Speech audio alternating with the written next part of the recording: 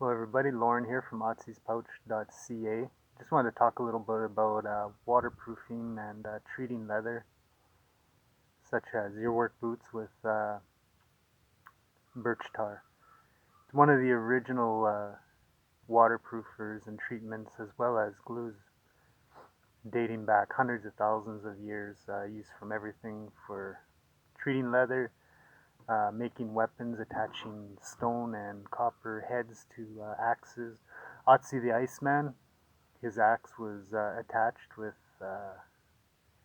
birch pitch, which is just a thicker or solid form of the birch tar. But for leather, birch tar has a really unique ability to not only very long-lasting waterproof, but it does not seal the leather's ability to breathe. When I say breathe, I mean the ability of the leather to take moisture from the inside to the outside. Beeswax, other waxes, other types of treatments, waterproofing, the majority or most of them, they have this effect. They waterproof well, but they seal the leather's ability to breathe, which you don't want because you end up with really sweaty feet by the end of the day. And it can also cause some fungus mold problems with maybe your feet and your leather. The birch tar is antifungal. If you've ever put away a set of work boots in the closet wet and forgot about them for a while, and you come back and they got mold growing on, fungus, it doesn't happen with birch tar. Also, if you're from someplace like Australia, where you have to worry about critters crawling in your boots at night, birch tar repels them as well. They don't like the smell of it. I love the smell. It smells, it's a nice smoky smell. It stays in the leather for quite a while. Fades a bit, but it's a great smell, and it's something that the Russia leather was very well known for, as well as being extremely long-lasting and very good waterproofing. Here we have some of the tar, just to show you the consistency of it.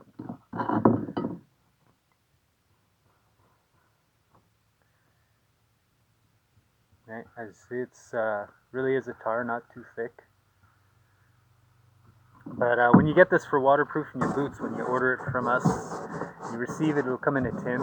It's very easy to heat and warm. Before you start applying it to the boot, just warm it up a little bit. It doesn't take much at all.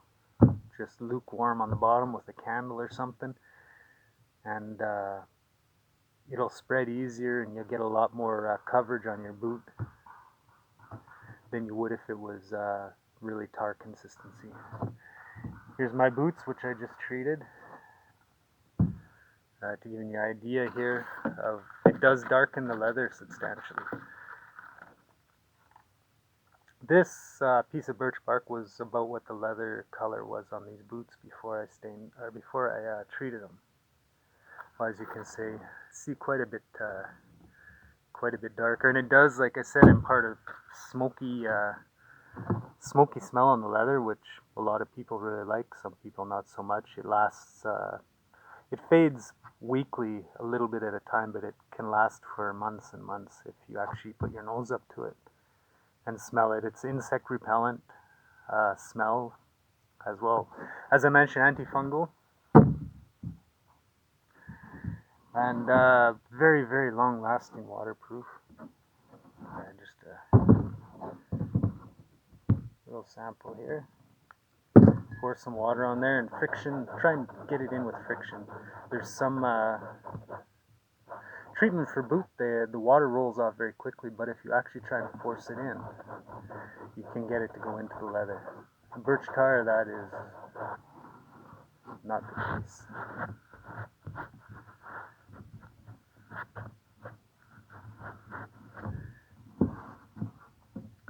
It's exactly the same as it was, even with trying to rub the water in, which mimics if you're hiking through the bush and branches and stuff, scraping on your boots while dropping water on. Sometimes that can cause it to get into the leather. Water going towards the camera. So anyway, we just wanted to cover those few things. If you're curious about birch tar and treatment of leather, feel free to shoot us an email or do a little bit of your own research. Google on what's called Russia leather. World famous hundreds of years ago, was a major export in Russia. They were very good at it, and top of the line leather even today.